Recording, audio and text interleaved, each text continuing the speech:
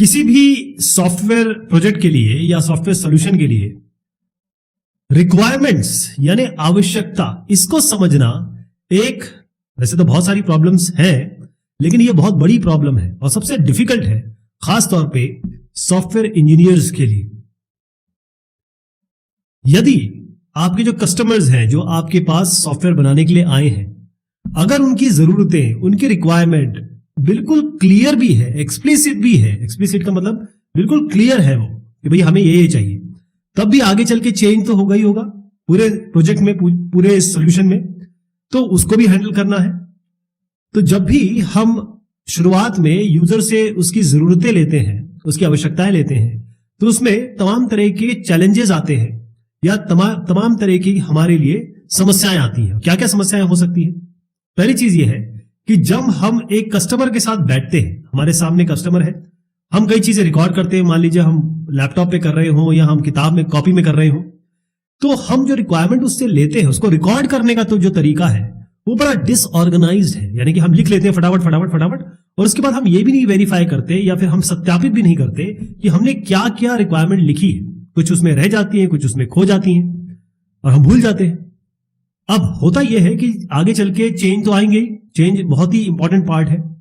अब जब चेंज आएगा तो ऐसा होता है कि उस चेंज के हिसाब से हम अपना रास्ता तय करते हैं, यानी चेंज को हम अपने ऊपर हावी होने देते हैं। हमको यह करना चाहिए कि इस जो भी चेंज आएंगे, जो भी परिवर्तन आएंगे उनकी आवश्यकताओं में या जरूरतों में, उसके हिसाब से हमको एक मैकेनिज्म तैयार करना पड़ेगा। एक और इसमें जो चैलेंज है वो ये है कि इन सब चीजों के कारण हम एक अच्छा फाउंडेशन या फिर ये कहें कि एक बहुत अच्छा सॉफ्टवेयर बनाने का जो धरातल है वो नहीं बना पाते।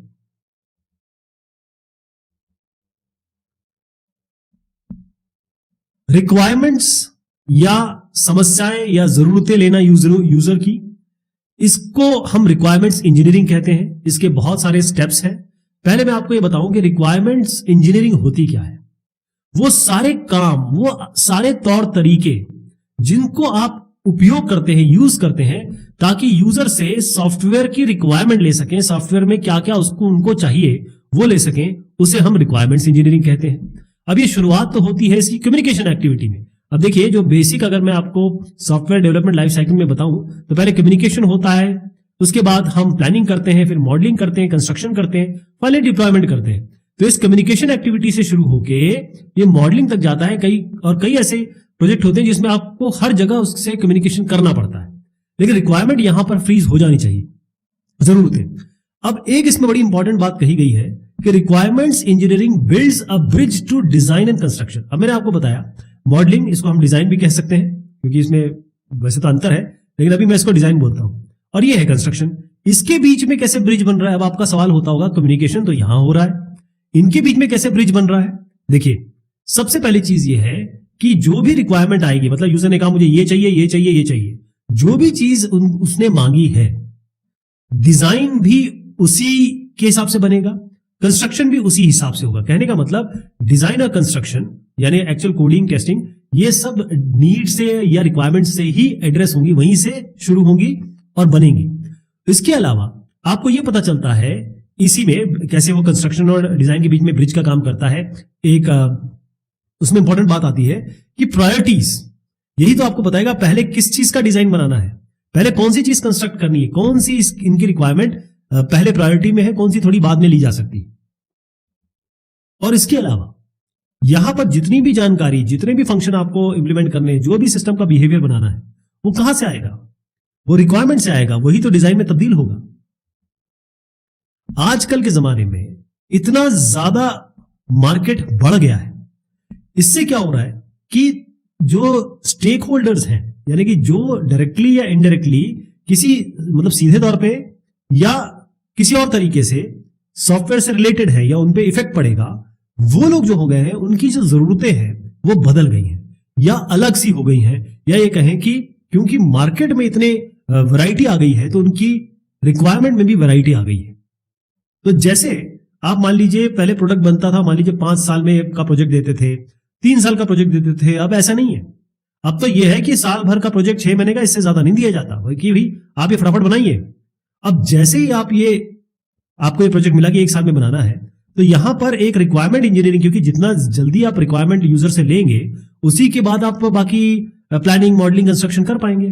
तो मार्केट में क्योंकि जल्दी लाना है, इसलिए रिक्वायरमेंट इंजीनियरिंग के तौर तरीके, उसका जो हमारी गतिविधियां हैं वो बहुत ही ज्यादा स्ट्रीमलाइन होनी चाहिए, मतलब हमें हमारे टिप्स पे होनी चाहिए।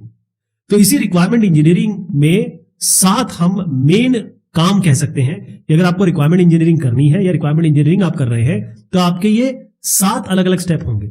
Inception, elicitation, elaboration, negotiation, specification, validation, management.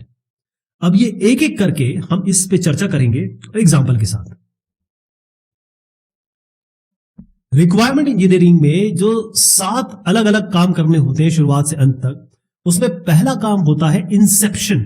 एक बड़ी फेमस पिक्चर भी आई थी इंसेप्शन। तो इंसेप्शन का मतलब ये होता है शुरुआत। अब शुरुआत में क्या करना होगा? रिक्वायरमेंट इंजीनियरिंग का मतलब ये है यूजर से आप सही तौर तरीके से उसकी सारी जरूरतों को ले लें। तो सॉफ्टवेयर प्रोजेक्ट बनता कैसे? सबसे पहले हमें इंसेप्शन का मतलब यही है कि सॉफ्टवेयर प्रोजेक्ट होता कैसे है। कभी कभी क्या होता है कि 2 लोग हैं, आपस में बात कर रहे हैं, यार देखो हम लोग ये काम कर रहे हैं, इसके लिए एक सॉफ्टवेयर अगर बन जाए तो कितना अच्छा होगा। चाय पे चर्चा कर रहे हैं और अचानक से सॉफ्टवेयर बनाने के लिए वो तैयार हो गए और वो आपकी कंपनी के पास आ गए।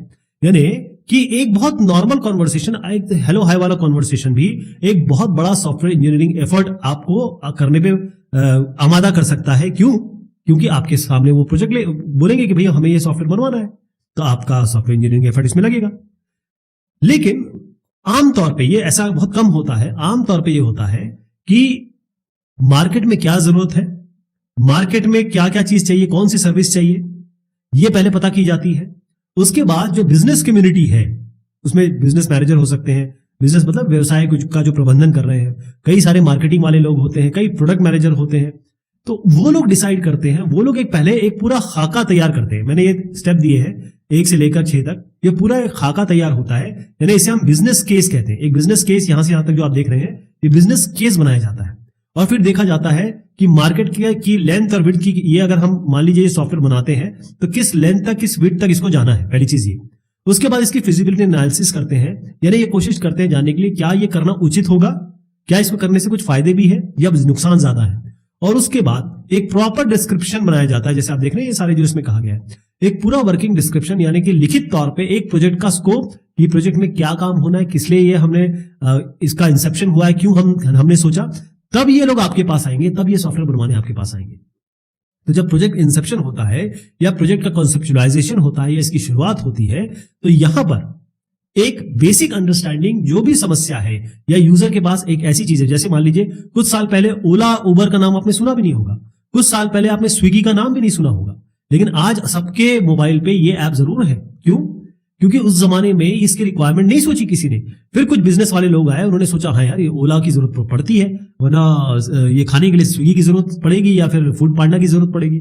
तो पहले हमको प्रॉब्लम समझ में आ जाए कि भाई लोगों को इसकी जरूरत है, कौन से लोग इसको सोल्यूशन चाहते हैं। आप कोई अगर बहुत ट्रैवल करता है या कोई बैचलर है, बाहर से खाना मंगाता है, उसको सोल्यूशन चाहिए।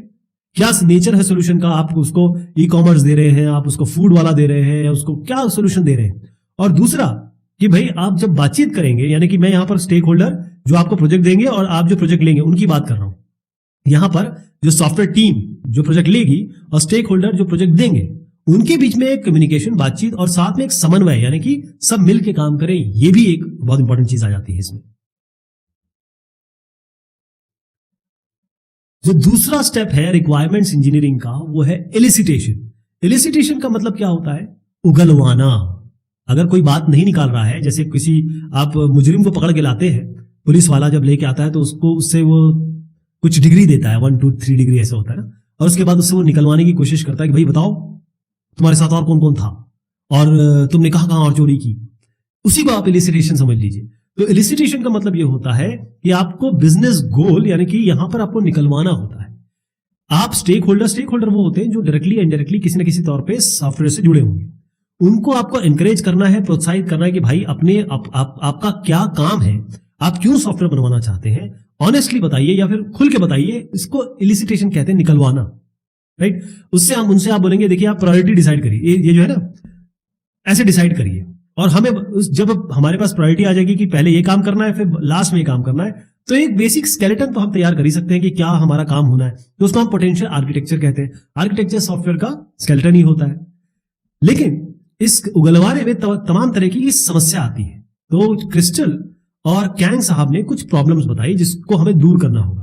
पहला है प्रॉब्लम्स ऑफ स्कोप। अब इसमें यह होता है कि यूजर जब आपके सामने आए, जैसे आप यहां पर मान लीजिए सॉफ्टवेयर टीम वाले हैं और ये यूजर है, ये जब आपके पास आएंगे तो इनको खुद ही नहीं पता है, या फिर ये आपसे क्या कहेंगे, कुछ ऐसी डिटेल्स आपके साथ शेयर करेंगे टेक्निकल तकनीकी जो आपको और ज्यादा कंफ्यूज कर देगा। आपको समझ ही नहीं आएगा कि ये चाहते क्या है। इसे हम प्रॉब्लम्स ऑफ स्कोप कहते हैं। कभी कभी प्रॉब्लम्स ऑफ अंडरस्टैंडिंग यानी कि समझदारी में जो दिक्कतें आती हैं समझ में, उसमें यह होता है कि कस्टमर ये नहीं जानता कि वो चाहता क्या है। उसको प्रॉब्लम डोमेन, मान लीजिए एक कोई नेटवर्किंग का प्रोजेक्ट बनाना है, उसको नेटवर्किंग के बारे में एन भी नहीं पता है, तो उसको प्रॉब्लम डोमेन के बारे में पता ही नहीं है। उसको ये नहीं पता कि जिस जगह पे नेटवर्किंग सॉफ्टवेयर काम करेगा उस एनवायरमेंट की क्या कैपेबिलिटीज है, क्या उसकी लिमिटेशन है, मतलब वो क्या क्या आपको अलग अलग चीजें प्रोवाइड कर सकता है और क्या क्या वो रोकता है, मतलब वो एनवायरमेंट, वो वातावरण। ये भी हो सकता है कि वो आपको ठीक से बता ना पा रहा हो। कई बार क्या होता है, वो सोचता है ये चीज तो ऑब्वियस है, ये तो स्पष्ट है, इसको क्यों बताऊं मैं। कभी कभी वो स्पष्ट चीजें आपको नहीं बताता, जो कि आगे चल के बड़ी इंपॉर्टेंट रोल अदा करती है। कई बार ऐसा होता है कि वो आपके पास दो यूजर आ गए, ये कुछ और कह रहा है, ये कुछ और कह रहा है एक ही चीज के बारे में, तो आपको एक कॉन्फ्लिक्टिंग रिक्वायरमेंट मिलेगी या आपस में प्रतिस्पर्धा करती हुई जरूरतें मिलेंगी। इसके अलावा कई बार, जैसे मैंने कहा, एम्बिगुअस यानी कि स्पष्ट नहीं होगा, यानी क्लियर नहीं होगी, या ये कहें कि थोड़ी प्रासंगिक नहीं होंगी, और अनटेस्टेबल कोई भी रिक्वायरमेंट ऐसी नहीं होती जिसको आप टेस्ट नहीं कर सकते। वो ऐसी रिक्वायरमेंट बताएगा जो आप टेस्ट कर ही नहीं पाएंगे। एक और क्रिस्टल साहब और काइंग साहब ने बताया कि भाई प्रॉब्लम्स ऑफ वोलेटिलिटी का मतलब ये होता है कि जो समय के साथ परिवर्तन जिसमें होगा। अब कोई आपके पास आया और अगले दिन उसने अपनी रिक्वायरमेंट बताई, अगले दिन उसने फोन किया, नहीं ये होना था, फिर एक दिन बाद मेल आया, फिर हफ्ते बाद उसने फिर फोन किया कि सर ये नहीं, ये ऐसे। तो ये वोलेटिलिटी कहते हैं इसको, कि परिवर्तन होता चला जा रहा है। तो ये 8 चैलेंजेस मैंने यहां पर दर्शाने की कोशिश की है कि जब आप जरूरतें निकालने की कोशिश करते हैं, यूजर आपको जरूरत बताता है, तब आपको क्या क्या समस्याएं आ सकती है। रिक्वायरमेंट्स इंजीनियरिंग में जो अगला इंपॉर्टेंट स्टेप है वो है इलैबोरेशन। इलैबोरेशन क्या है? इलैबोरेशन का जो शाब्दिक अर्थ है, इसका मतलब कि अगर आपको कम चीज मिली है, इसको आपको स्ट्रेच करना है, बढ़ाना है। यानी आपको कोई चीज बताई गई है, उसको और आपको रिफाइन करना है, परिष्कृत करना है, बड़ा करना है। तो आपने जो इंसेप्शन में और इलिसिटेशन में जो समस्याएं यूजर की सुनी, जो जरूरतें यूजर की सुनी, इसको अब अपने तौर पे आप इसको बढ़ाना है और परिष्कृत करना है, क्लीन करना है, साफ करना है, या मतलब एम्बिगुअस ना रहे, उसमें करेक्टनेस आए, ये सब देखना है। तो इलैबोरेशन का मेन ये सिनेरियो होता है कि किस तरीके से एंड यूजर कैसे आप जो भी, या फिर कोई भी एक्टर्स हो सकता है, एंड यूजर हो, एक्टर हो, मतलब जो लोग सिस्टम के साथ इंटरेक्ट करेंगे, आपके सॉफ्टवेयर के साथ इंटरेक्ट करेंगे, वो कैसे करने वाले हैं। ये मेन चीज इलैबोरेशन का मतलब ही यही होता है कि भाई हम वो सब यूजर सिनेरियो हम बना लें। जैसे मैंने आपको स्विगी का एग्जांपल दिया, स्विगी में एक होगा आपका कस्टमर जो स्विगी में ऑर्डर करेगा, एक होगा डिलीवरी बॉय, एक होगा होटल वाला आदमी जो स्विगी का ऑर्डर लेगा। तो ये तीनों जो लोग हैं, ये कैसे कैसे इस सिस्टम के साथ इंटरेक्ट करने वाले हैं। तो हर एक यूजर सिनेरियो, चाहे वो आपका कस्टमर हो जो स्विगी में या किसी जो फूड वाली डिलीवरी ऐप में अपना ऑर्डर दे, या यहां पर कहे कि जो रेस्टोरेंट या होटल वाला है, या फिर जो डिलीवरी बॉय है, हर एक के सिनेरियो को यहां पर हम क्लासेस में निकालेंगे, या एक एनालिसिस का मतलब होता है विश्लेषण, पता करना। तो थोड़ा और उसको रिफाइन करना है, थोड़ा और पता करेंगे, तो हो सकता है हम क्लास निकाल पाए कि भाई ये ब्रॉड क्लासेस बनेंगी, इसके अंदर ये एट्रीब्यूट्स होंगे, इसके अंदर ये एट्रीब्यूट्स मतलब जो फंक्शन, जो उसकी कैरेक्टरिस्टिक्स होगी, इस क्लास में क्या क्या फंक्शन होंगे, तो क्लास में क्या क्या चीजें करनी होगी। और अगर हमने 2-3 क्लास निकाल ली, क्योंकि हम ऑब्जेक्ट ओरिएंटेड पैराडाइम के बारे में बात करें तो हम क्लासेस ही निकालते हैं ब्रॉड तौर पे, फिर उसके अंदर फंक्शन और हम वेरिएबल बाद में फिट करते हैं।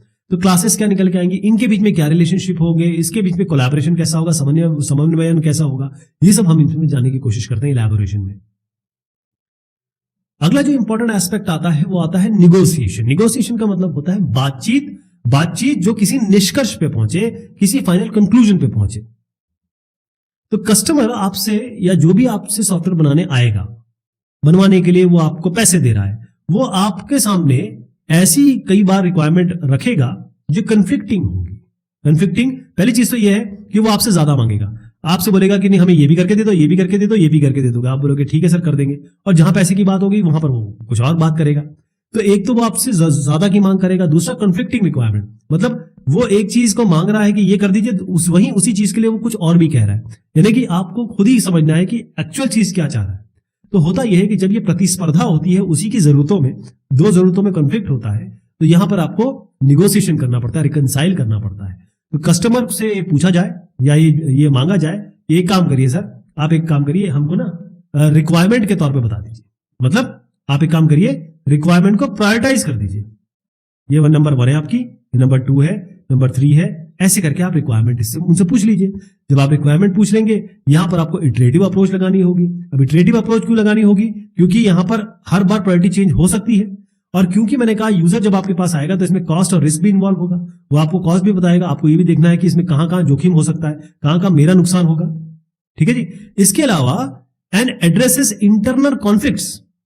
अब ये तो उनकी रिक्वायरमेंट में जो कॉन्फ्लिक्ट है, क्योंकि आपके समय रिक्वायरमेंट आ जाएगी, अब आपको पता करना पड़ेगा कि किसमें कॉन्फ्लिक्ट आएगा और किसको हमको रखना है, किसको हटाना है। कहने का मतलब कि जो जरूरतें यूजर की आ रही है, वो कई जरूरतें आप हटा सकते हैं पूरी की पूरी तरीके से। कई जरूरतें उसमें बताइए, उसको हम कंबाइन कर सकते हैं, कई जो है उसको हम परिवर्तन कर सकते हैं, मॉडिफिकेशन कर सकते हैं। वो इस तरीके से करेंगे कि यूजर भी खुश और एज अ सॉफ्टवेयर टीम आप भी खुश। ये आपको करना है। रिक्वायरमेंट्स इंजीनियरिंग में जो अगली बात आती है वो आती है स्पेसिफिकेशन। स्पेसिफिकेशन का मतलब यह होता है लिखित तौर पे दर्ज करना आपको क्या चाहिए, और उसके बाद कई बार दोनों पार्टीज इसको एग्री करती हैं या कभी कभी साइन भी करती हैं। तो स्पेसिफिकेशन जो होता है वो एक लिखित डॉक्यूमेंट होता है। कई बार लिखित डॉक्यूमेंट के साथ साथ कुछ ग्राफिकल मॉडल भी होते हैं, कुछ ग्राफ होते हैं, कुछ पाई चार्ट्स होते हैं। कई बार उसको मैथमेटिक्स लैंग्वेज में भी लिखा जाता है, जिसको हम फॉर्मल मैथमेटिकल लैंग्वेज कहते हैं या मॉडल कहते हैं। कई बार हम उसमें यूज केस दिखाते हैं, कई बार हम बकायदा प्रोटोटाइप बना देते हैं, उसके रिक्वायरमेंट का प्रोटोटाइप बना देते हैं कि सर ऐसा दिखने वाला है। कई बार इन सब चीजों का कॉम्बिनेशन होता है, जैसे ग्राफिक मॉडल के साथ रिटन डॉक्यूमेंट हो, रिटन डॉक्यूमेंट के साथ प्रोटोटाइप बना दें आप, मतलब एक बहुत ही कम ऑपरेशन में वर्किंग मॉडल। तो स्पेसिफिकेशन कुछ भी हो सकता है इनमें से। कई लोग, बहुत सारे लोग बल्कि ये कहते हैं कि एक स्टैंडर्ड टेम्पलेट होना चाहिए, यानी एक तरीका होना चाहिए जिसमें सब चीजें लिखित हो। मतलब इसको हम पूरा एक डॉक्यूमेंट का फॉर्मेट या टेम्पलेट तैयार करें जिसमें हम स्पेसिफिकेशन लिखें, और इससे फायदा क्या होगा कि जो बाकी लोग इसको पढ़ेंगे वो समझ पाएंगे और हर जगह चीजें प्रॉपर दर्ज होगी, क्योंकि टेम्पलेट होगा वो एक, है ना, हर आदमी वही फॉलो करेगा। लेकिन कई बार हमको ये इसमें थोड़ा सा फ्लेक्सिबल रहना पड़ेगा। एजाइल में, खासतौर पर एजाइल में ये थोड़ा सा इसमें चेंज आता है। जैसे मैं आपको बताऊं, अगर बड़ा सिस्टम है, अगर आपको बहुत बड़ा प्रोजेक्ट बनाना है, मान लीजिए आपको 20 करोड़ का या 100 करोड़ का प्रोजेक्ट मिल गया, वहां पर आपको एक लिखित डॉक्यूमेंट भी बनाना पड़ेगा। आप कई जगह आप जो नेचुरल लैंग्वेज है उसमें डिस्क्रिप्शन देंगे, कई बार आपको ग्राफिकल मॉडल्स भी बनाने पड़ सकते हैं, कई बार आपको यूज के सिनेरियो भी दिखाने पड़ते हैं, कई बार आप प्रोटोटाइप बना सकते हैं। तो लार्ज सिस्टम में ये सब करने की जरूरत पड़ेगी। लेकिन अगर आपका प्रोडक्ट कम है, मान लीजिए आपको 1 या 2 लाख का एक प्रोजेक्ट मिला इस तरीके का, तब आप क्या करेंगे? और एक और चीज है कि आपका एनवायरमेंट बिल्कुल क्लियर है, आपको पता है कि भाई हम मान लीजिए एक छोटा सा आपको प्रोडक्ट बनाना है, तो उसके लिए केवल यूसेज सिनेरियो या यूज केस सिनेरियो यही काफी हो जाएंगे। Use case scenario, use case ये यूएमएल में बनाया जाता है। यहां पर आप एक सॉफ्टवेयर रिक्वायरमेंट का टेम्पलेट देख रहे हैं, इसको हम SRS टेम्पलेट भी कहते हैं। अब यहां पर जो SRS है, बेसिकली ये यूजर के द्वारा दी गई जो भी नीड्स है, जरूरत है, आवश्यकता है, उनको हमने लिखा हुआ है। ओके, तो यहां पर हम क्या करेंगे, अगर आप वर्ड में जाते हैं आराम से बना सकते हैं इसको। हम टेबल ऑफ कंटेंट बनाते हैं, कितना रिवीजन हो चुका है इस SRS में। इंट्रोडक्शन में बताते हैं क्यों लिखा है, पर्पस, इसमें अगर कन्वेंशन कुछ यूज किया है आपने, कौन सा ऑडियंस है जो इसको पढ़ेंगे, और इसमें कुछ सजेशन भी दे सकते हैं। जो प्रोडक्ट या सॉफ्टवेयर बना रहे हैं उसका स्कोप क्या है, कहां कहां से आपने रेफरेंस लिया है, वो आपको देना है।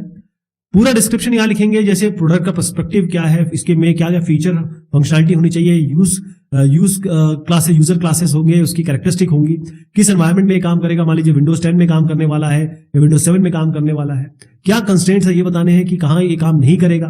यूजर डॉक्यूमेंटेशन दे दें तो बहुत अच्छा है, और जो आपने अज्यूम किया हुआ है और किस किस पे डिपेंडेंट है वो आपको बताना है।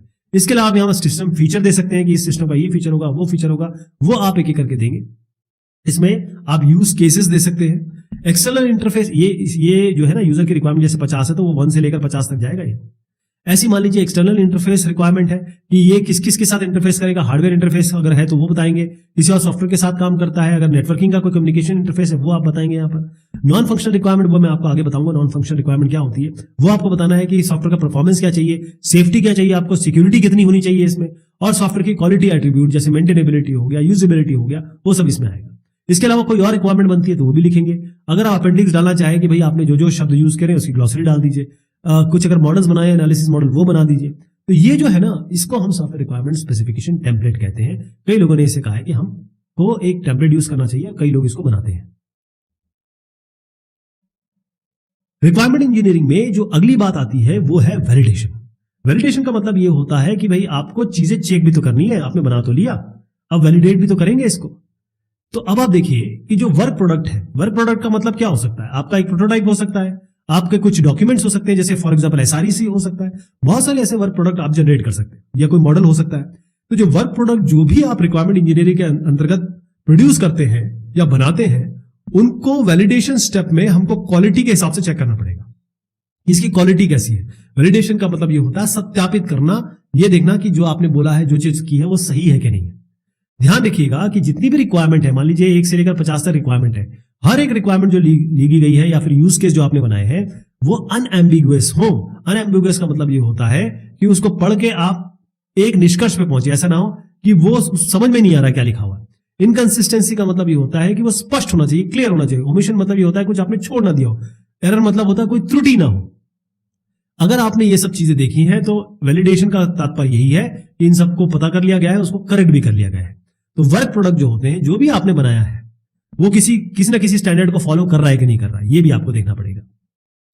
तो जो पहला रिक्वायरमेंट वैलिडेशन मैकेनिज्म है, सबसे बढ़िया, अगर आपने कोई भी वर्क प्रोडक्ट रिक्वायरमेंट इंजीनियरिंग के तहत बनाया है तो सबसे बढ़िया है टेक्निकल रिव्यू। टेक्निकल रिव्यू में क्या होगा कि कुछ टीम, मान लीजिए आपने बनाया, तो यहां पर टीम बैठ जाएगी और वो आपके प्रोडक्ट को देख लेगी, वर्क प्रोडक्ट को देख लेगी, आपके डॉक्यूमेंट को पढ़ लेगी कि भाई इसमें कोई कमी तो नहीं रह गई है, कोई चीज आपने छोड़ तो नहीं दी है, अगर कहीं क्लैरिफिकेशन की जरूरत है तो उसको पूछ लिया जाएगा, कहीं इंफॉर्मेशन कोई मिस तो नहीं कर दी आपने, कहीं ऐसा तो नहीं हो गया जिससे क्लियर नहीं हो रहा है, या रिक्वायरमेंट ऐसे 1 से 50 में मान लीजिए 22वीं और 23वीं रिक्वायरमेंट जो है वो एक जैसी लग रही है या कंफ्लिक्ट कर रही है आपस में, या कई ऐसी रिक्वायरमेंट तो नहीं लिख दी कि आप आसमान से तारे तोड़ लाने की बात कर रहे हैं, जिसको हम अनरियलिस्टिक या अनअचीवेबल रिक्वायरमेंट कहते हैं। अब मैं आपको कुछ रिक्वायरमेंट्स बताता हूं जिसको वैलिडेट करना या ना करना आपके ऊपर है, आप मुझे बताएंगे ये सही है कि नहीं। The software should be user friendly, सही दिख रहा है ये। The probability of successful unauthorised database intrusion should be less than 0.0001, यानी कि अगर कोई आपने सॉफ्टवेयर बनाया उसमें डेटाबेस में कोई एंट्री ना कर पाए या कोई घुस ना पाए, उसकी प्रोबेबिलिटी इन्होंने बताई इतनी होनी चाहिए। आपको दोनों सही लग रहे होंगे, लेकिन मैं आपको बताता हूं दोनों में कमियां क्या है। पहला वाला जो है वो है यूजर फ्रेंडली, ये बहुत वेग है। वेग मतलब ये है, इसको वैलिडेट कैसे करोगे आप, कोई क्वांटिटी देनी पड़ेगी ना, बगैर क्वांटिटी के आप कोई भी चीज लिखोगे यूजर फ्रेंडली, मेरे लिए यूजर फ्रेंडली, आपके लिए नहीं है ना, ये तो सब्जेक्टिव हो गया, तो बड़ा वेग है ये। सेकंड जो रिक्वायरमेंट है ये वाली जो है, इसमें आप कैसे चेक करोगे क्या 0.0001 इंट्यूशन टेस्टिंग, एक तो ये बहुत ही मुश्किल है, दूसरा इसमें समय बहुत लग जाएगा। तो दूसरी रिक्वायरमेंट भी हो गई ऐसी जिसको हम नहीं रखना चाहेंगे। तो इसका हम वे आउट क्या करें, लिखना तो है ये रिक्वायरमेंट, तो लिखें कैसे इसमें, इसको क्या फिर ये जो सेकंड रिक्वायरमेंट है इसको किसी और तरीके से मिटिगेट किया जा सकता है, यानी कोई सिक्योरिटी डाल दी जाए कि पासवर्ड प्रोटेक्शन हो, इसमें मल्टीपल कीज डाल दी जाए, या कोई स्पेशलाइज हैंडशेकिंग हो, इसको हम क्या इस ऐसे तरीकों से रिप्लेस कर सकते हैं। बनिस्बत की ये कहना कि इंट्रूजन की प्रोबेबिलिटी 0.0001 होनी चाहिए, ये तो कभी कोई अचीव करने की कोशिश करेगा तो भी बड़ी मुश्किल होगी उसको। ठीक है जी, ध्यान रखिएगा कि अगर क्वालिटी की जरूरत है, क्वालिटी में बहुत सारे एट्रीब्यूट आते हैं, ध्यान रखिएगा, मैं आपको बाद में बताऊंगा, अभी फिलहाल मेंटेनेबिलिटी, सिक्योरिटी ये सब सोच समझ लीजिए। अगर क्वालिटी किसी भी सॉफ्टवेयर में बहुत ज्यादा चाहिए तो आपको इसमें जितने भी रिक्वायरमेंट लिखनी है वो सब क्वांटिटी में होनी चाहिए, उसमें नंबर्स होने चाहिए, ये ध्यान रखिएगा। अगर इसमें क्वालिटी थोड़ी सी क्रिटिकल इतनी ज्यादा नहीं है जो सॉफ्टवेयर बना रहे हैं आप, तो वहां पर आप इसको चेक कैसे कर सकते हैं और लिख कैसे सकते हैं, या कोई यूजर सर्वे से या कोई चेकलिस्ट बना के भी चेक कर सकते हैं। लेकिन अगर ज्यादा क्वालिटी की जरूरत है तो आपको इसमें नंबर लिखने पड़ेंगे, क्वांटिफाइबल टर्म्स में लाना पड़ेगा। तो रिक्वायरमेंट वैलिडेशन की कुछ चेकलिस्ट है, ये यहां पर इसकी हम चर्चा कर सकते हैं। क्या रिक्वायरमेंट बिल्कुल साफ साफ लिखे गए हैं, क्या इसको कोई और किसी तरीके से नहीं पढ़ सकता, मैं कुछ और समझूं आप कुछ और समझूं, जैसे रुक मत जा, रुक के बाद मैंने कॉमा लगाया, रुक मत जा, या फिर रुक मत के बाद कॉमा लगाया, दोनों अलग हो गए ना। क्या ये जो सोर्स है जहां से ये अपना रिक्वायरमेंट आया वो आइडेंटिफाइड है, क्या जो हमारी फाइनल स्टेटमेंट है, क्या उसको हम एग्जामिन कर सकते हैं कि ये कहां से आया है और सही तरीके से आया है? क्या आपने क्वांटिटी किसी न किसी चीज में दे रखी है, मतलब हम उसको वैलिडेट कर सकते हैं आगे चल के? क्या इस रिक्वायरमेंट से दूसरी रिक्वायरमेंट मैच करती है? क्या आपने क्रॉस रेफरेंस मैट्रिक्स बनाया, इसको भी मैं समझाऊंगा आपको। क्या रिक्वायरमेंट जो डोमेन कंस्ट्रक्ट है उसके बाहर जा रही है, जो उन्होंने बता रखा है कि इसके आगे नहीं जाना है, उसके बाहर जा रही है? हर एक रिक्वायरमेंट क्या टेस्ट कर सकते हैं? क्या इसके लिए कोई टेस्ट केसेस बना सकते हैं आप? अगर बना सकते हैं तो बहुत अच्छी बात है। क्या ये रिक्वायरमेंट किसी भी मॉडल के साथ आप ट्रेस कर सकते हैं? क्या रिक्वायरमेंट पूरे सिस्टम के साथ ट्रेस कर सकते हैं कि फाइनली आपने रिक्वायरमेंट ऐसे बनाई है, जब पूरा सिस्टम बनाया जाएगा तो आप रिक्वायरमेंट एक एक करके चेक कर सकते हैं? क्या ये स्पेसिफिकेशन इस तरीके से बनाई गई है कि आराम से इसको समझा जा सकता है, इसका ट्रांसलेशन किया जा सकता है, वाकई में इसको वर्क प्रोडक्ट के तौर पर बनाया जा सकता है? क्या आपने बाकायदा अच्छे से इंडेक्स लिखा गया है, स्पेसिफिकेशन का कहाँ यूज केस है, कहाँ आपने इसमें ग्लॉसरी डाली है? क्या रिक्वायरमेंट जो है वो नॉन फंक्शनल रिक्वायरमेंट के साथ क्लियरली आपने स्पेसिफाई किया गया है? क्या रिक्वायरमेंट बिल्कुल इम्प्लिसिट है या फिर हमको समझने में मेहनत करनी पड़ेगी? ये रिक्वायरमेंट की चेकलिस्ट है, इसको आप चेक कर सकते हैं। और जब रिक्वायरमेंट बन जाए तो एक एक सवाल का जवाब अगर आप दे दे तो आपकी रिक्वायरमेंट वैलिडेट हो सकती है। इसके बाद एक जो फाइनल चीज आती है वो होती है रिक्वायरमेंट्स मैनेजमेंट। अब आपने रिक्वायरमेंट ले तो ली, इसको मैनेज भी तो करना है, इसका प्रबंधन भी तो करना है, क्योंकि रिक्वायरमेंट मैनेजमेंट का मेन काम यह है कि जो प्रोजेक्ट टीम है पहले तो रिक्वायरमेंट पता करे, रिक्वायरमेंट को समझे और उसको नियंत्रण करे, कंट्रोल करे, और जो भी परिवर्तन होते हैं, आप जो जो चेंज कर रहे हैं, क्योंकि रिक्वायरमेंट में चेंज होना ही होना है, चेंज इज इनएविटेबल, उसको आप किसी तरीके से ट्रैक भी तो कर सके, क्योंकि प्रोजेक्ट केवल एक दिन का तो नहीं है, ये जब तक चलेगा आपको ये सब चीजें मैनेज करनी पड़ेगी। ये मैंने आपको रिक्वायरमेंट मैनेजमेंट के कुछ और तरीके बताए हैं, तो ये रिक्वायरमेंट मैनेजमेंट में आता है।